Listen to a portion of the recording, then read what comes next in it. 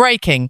The resignation letter hit the president's desk at 11:27 Thursday morning, and within minutes, the entire West Wing descended into chaos. Before we show you the evidence, make sure you're subscribed. The next part will blow your mind. Defense Secretary Pete Hegseth's two-page resignation cited irreconcilable differences regarding constitutional authority and military law as his reason for stepping down effective immediately. But sources inside the Pentagon reveal the real trigger. Hegseth refused Trump's direct order to launch ground invasion operations in Venezuela without congressional authorization, and Trump threatened to fire him for insubordination. Rather than execute what Hegseth privately called an illegal war, he resigned, and his departure has triggered a cascade that threatens to collapse Trump's entire administration. Within 3 hours of Hegseth's resignation becoming public, Attorney General Pam Bondi requested an emergency meeting with Trump. Multiple sources confirm she presented Trump with a stark choice: withdraw the Venezuela invasion order or accept her resignation too. Trump reportedly went ballistic, accusing Bondi of betrayal and demanding loyalty. Bondi's response, according to two witnesses present: "I gave you an oath to the Constitution, not to you personally." She walked out.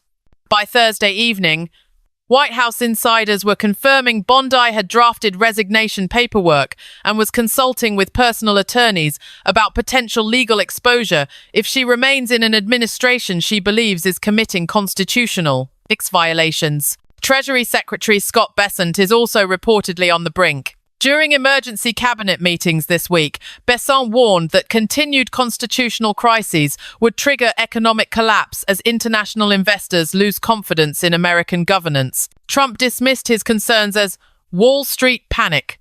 Bessent hasn't resigned yet, but 3 sources close to him confirm he's told confidants he can't defend the indefensible much longer and is actively considering his exit. If Hegseth, Bondi, and Bessent all resign within days, Trump will have lost his defense secretary, attorney general, and treasury secretary simultaneously. That's not political turnover. That's government collapse. The catalyst for this meltdown is impossible to miss: Zohran Mamdani.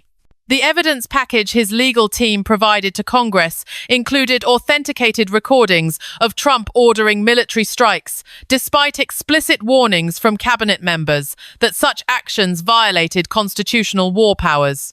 Those recordings are now being used in impeachment proceedings, and cabinet members who participated in those meetings face potential congressional subpoenas requiring them to testify under oath. Hegseth clearly decided that resigning now with integrity intact is preferable to being dragged through impeachment hearings defending illegal orders he refused to execute. And other cabinet members are making the same calculation.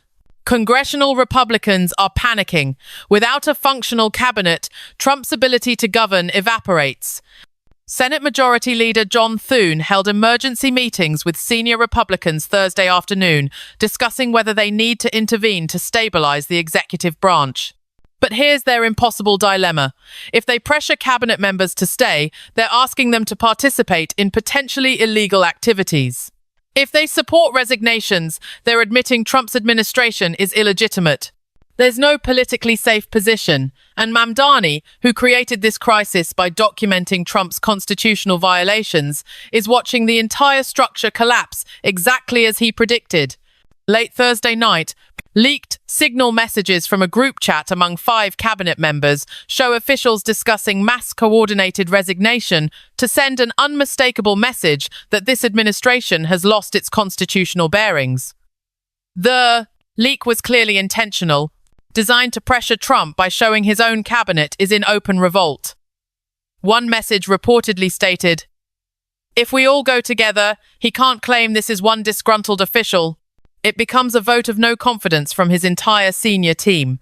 Another, "History will judge us by whether we enabled this or stopped it. I know which side I want to be on."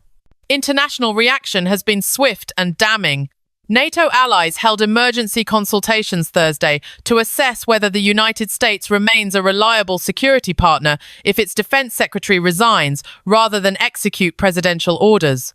One leaked diplomatic cable from a European ally described the situation as unprecedented peacetime instability and recommended contingency planning for scenarios where US defense commitments cannot be trusted.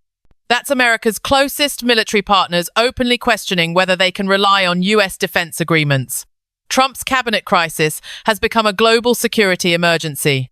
Inside the White House, Trump is reportedly furious and isolated. Staff describe him as raging at everyone, convinced that Mamdani orchestrated the cabinet revolt through his legal campaign. That assessment isn't wrong. Mamdani's strategy from day one has been to document Trump's constitutional violations with such precision that anyone participating faces legal jeopardy. Cabinet members aren't resigning because they dislike Trump personally. They're resigning because continuing to serve exposes them to potential criminal liability for following illegal orders. Mamdani didn't just build a legal case against Trump. He built a legal trap that makes serving Trump legally dangerous. The political implications for 2028 are already emerging. Vice President J.D. Vance, who's been positioning himself as Trump's successor, is now desperately trying to distance himself from the cabinet collapse without openly breaking with Trump. His public statements have been carefully neutral, expressing confidence in the president while avoiding any defense of the specific policies that triggered resignations. That balancing act is fooling no one. Republican primary voters are watching their party's heir apparent refuse to defend Trump when it matters most. And potential challengers are already preparing campaigns built on restoring constitutional governance that implicitly condemn everything Trump represents. Friday morning will bring Trump's response to Hegseth's resignation. He must nominate a replacement defense secretary and get Senate confirmation. But finding someone willing to take the job amid this crisis will be nearly impossible. Any nominee will face brutal confirmation hearings focused entirely on whether they'll follow illegal orders. If they say yes, they won't be confirmed. If they say no, Trump won't nominate them. The position might remain vacant for months, leaving America without permanent defense leadership during multiple international crises. And Zohran Mamdani, who takes office as New York mayor in 3 weeks, has accomplished something extraordinary. He didn't just resist Trump. He created the conditions that made serving Trump legally untenable. Cabinet members aren't being fired. They're fleeing before the legal consequences catch them. Trump's administration is imploding from self-preservation, and the man who made that self-preservation necessary is preparing his inauguration speech, where he'll take office as the mayor who broke a president.